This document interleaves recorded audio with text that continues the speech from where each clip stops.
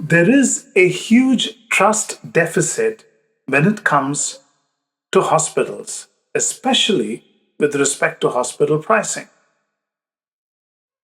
This is a study conducted by McKinsey, and the graph here on the x axis gives you the stakeholders that were part of this survey, and the y axis is the percentage of people who trust each of these stakeholders to provide accurate information.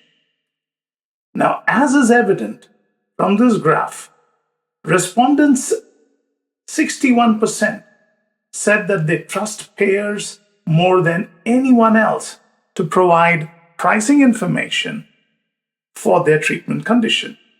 61%. This was followed by independent medical authorities like the medical associations, 33%. And quite disappointingly, but equally stunning, is the fact that less than one third, only 28% of the respondents said that they trust the hospitals to provide accurate information, clearly demonstrating that individual citizens harbor trust deficit when it comes to hospital pricing.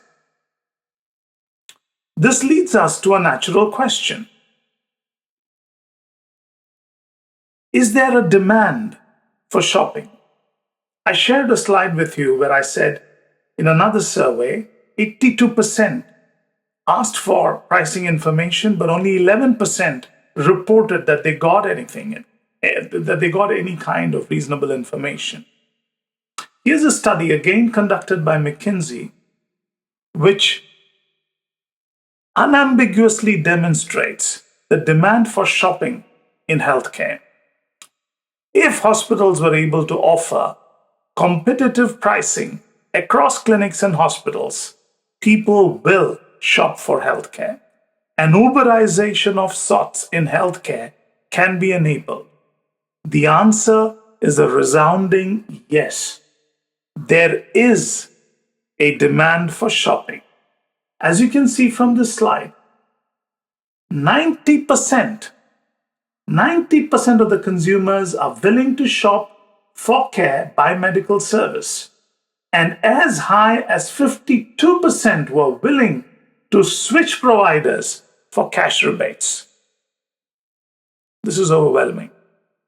This demonstrates that an overwhelming number of 90% are willing to shop, and they are waiting for data and the options to be able to do so, which is not enabled.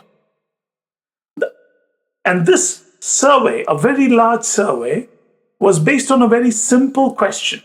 The question was, assuming a search tool was available to you that made it easy for you to compare out-of-pocket costs for different hospitals, for what type of medical services will you use such a tool?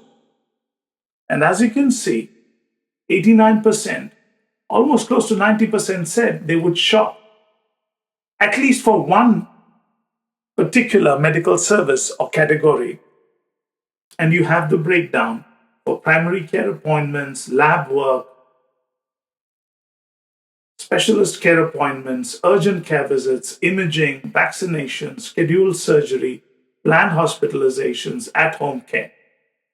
57% mentioned they would be interested in looking at the costs for their primary care appointments. Half of them, 49%, indicated lab work. The point that McKinsey is making is affordability is a top concern. And if 90% express this interest in shopping, and if 52% are willing to switch providers, there is really no other metric that is needed for policymakers and hospital management to recognize and realize that people want to shop for healthcare.